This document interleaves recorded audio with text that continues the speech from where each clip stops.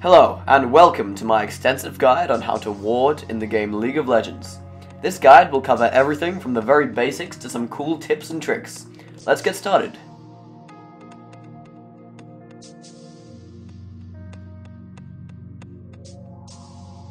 There are two main types of wards in the game: side wards and vision wards. Side wards cost 75 gold and give vision at a 1100 range. Vision wards cost 125 gold and give vision as well as revealing any stealth or invisible units or enemies. This includes enemy wards, so it allows vision dominance on the map. Wards last 3 minutes. Wards are invisible to the enemy team, but are revealed for 1 second after you place them. When putting a ward in a brush, the reticle turns from blue to green. This comes in quite handy.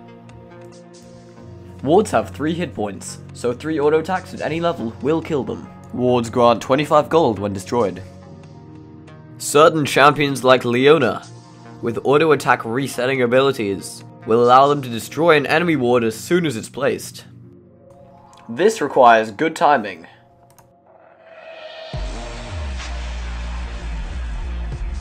Buying items like Wriggle's Lantern or Sightstone will supply free wards.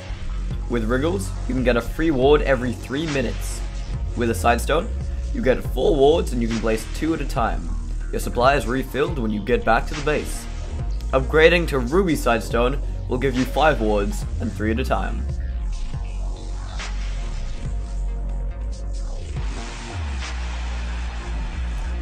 Wards could be jumped to when playing champions like Lee Sin, Jax, or Katarina. Doing this will reveal the ward temporarily. Wards can also be teleported to. This reveals the ward, but it may not be destroyed while someone is teleporting to it. When playing with someone with teleport on your team, it's always handy to have a ward on you.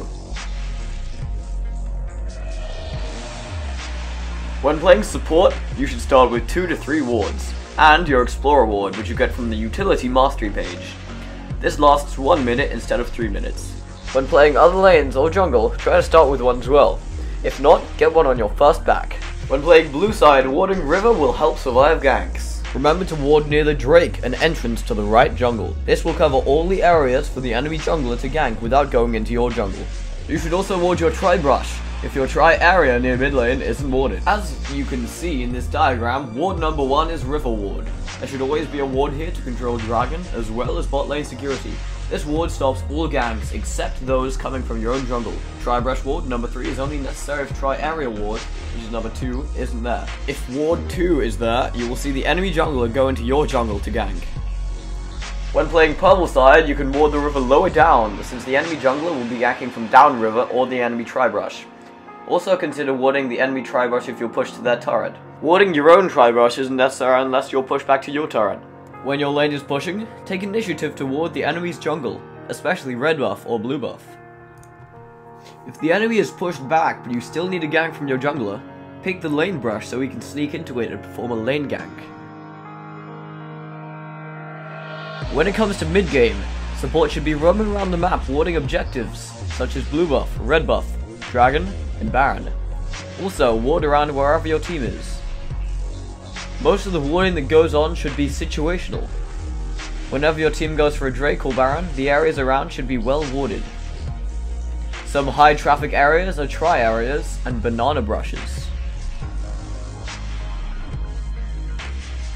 Late game, there should be as many wards on the map as possible. The warding should be the same as mid game, just more of it. People should just drop wards down as they roam around. The more vision is the more chance to catch someone off guard, which could win games. This diagram shows all the main warding locations on the map. Red is high priority, green is low priority. This is generalized for a standard situation. Priorities may change depending on the situation of the game. But as you can see, the main warding areas are on a big grid. When going for objectives, be sure to put down a vision ward and destroy any enemy wards. You want your enemy to be fighting in their fog of war. This gives you a massive advantage when it comes to positioning and focusing.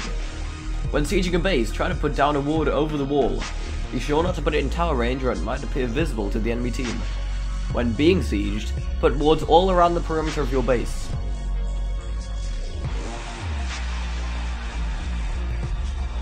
Wards have a cast range of 600, but when putting them over walls or obstacles, they can sometimes clip to the nearest applicable area. Here are a few cool places you can put wards abusing this mechanic.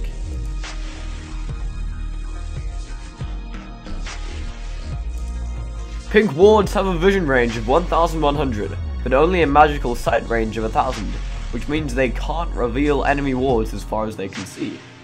Wards count towards your creep score. Auto attack amplifiers like Sona's power chord or Caitlyn's headshot are not used up on wards. Putting a ward on top of a Teemo mushroom will destroy the Teemo mushroom. If you know any other fun or interesting facts about wards, be sure to put them in the comments section below and I'll put them in the description. I hope you've enjoyed this guide. Send it to anyone who sucks at warding, please. If you want to add me on League, my details are in the description. Feel free to check out my other content as well. Thanks for watching.